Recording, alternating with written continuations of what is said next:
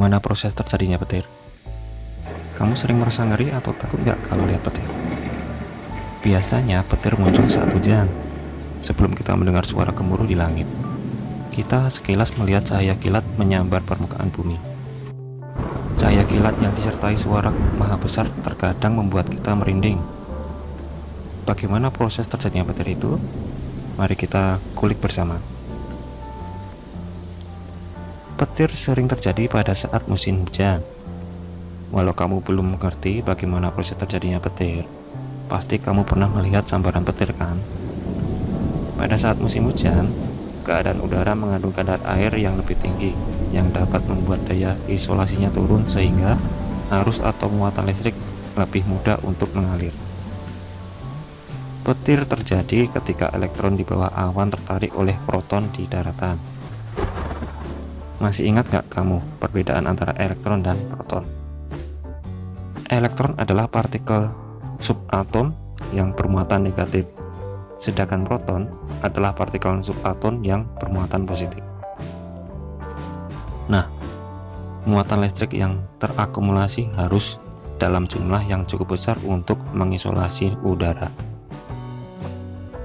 Ketika petir terjadi, aliran muatan negatif atau elektron mengalir menuju titik tertinggi di mana muatan positif atau proton telah berkerumun karena adanya tertarikan petir tersebut.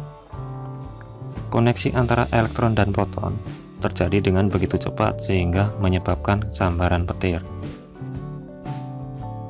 Petir juga bisa terjadi di antara awan yang berbeda muatan. Awan yang bermuatan positif akan berkumpul dengan awan muatan positif lainnya karena adanya angin.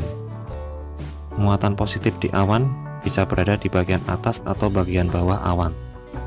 Begitu sebaliknya, jika muatan positif posisinya berada di atas, maka muatan negatif berada di bagian bawah awan. Ketika awan menyetarakan muatan listrik dengan tanah, muatan harus melewati berbagai lapisan udara. Udara bukanlah konduktor yang baik untuk listrik, sehingga sebagian energi hilang menjadi energi panas pada saat menjalar ke daratan. Kamu sebaiknya menjauh dari wilayah yang sering menyambar petir, karena petir itu memiliki suhu dan tegangan yang sangat tinggi, serta dapat menyebabkan kematian. Sambaran petir ini dapat memanaskan udara di sepanjang jalurnya. Karena adanya pemanasan di udara menyebabkan petir menyebar dengan pesat. Sebuah petir tunggal dapat menaikkan suhu udara di sekitarnya hingga 50.000 derajat Fahrenheit atau setara dengan 27.760 derajat Celcius. Nah, setelah petir menyambar, tak lama kemudian ada suara yang menyusul petir. Namanya guntur.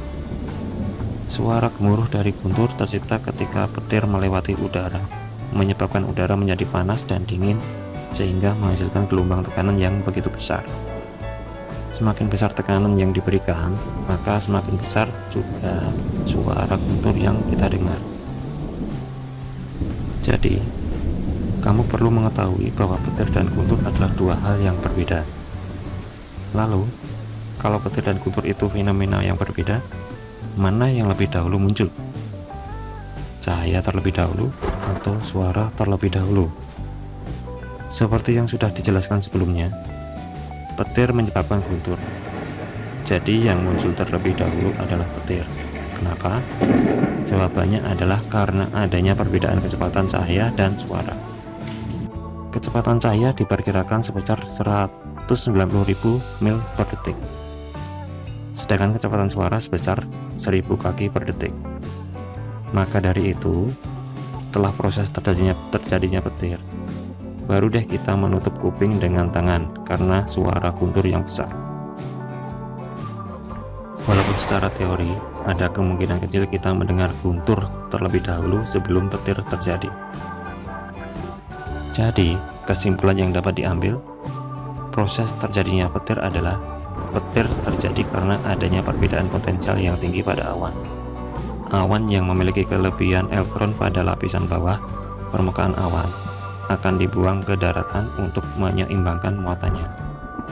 Sedangkan di daratan terdapat proton Nah, lalu pada proses pembuangan elektron itulah terjadinya petir. Oke, itulah tadi bagaimana proses terjadinya petir. Semoga menambah wawasan dan semoga bermanfaat.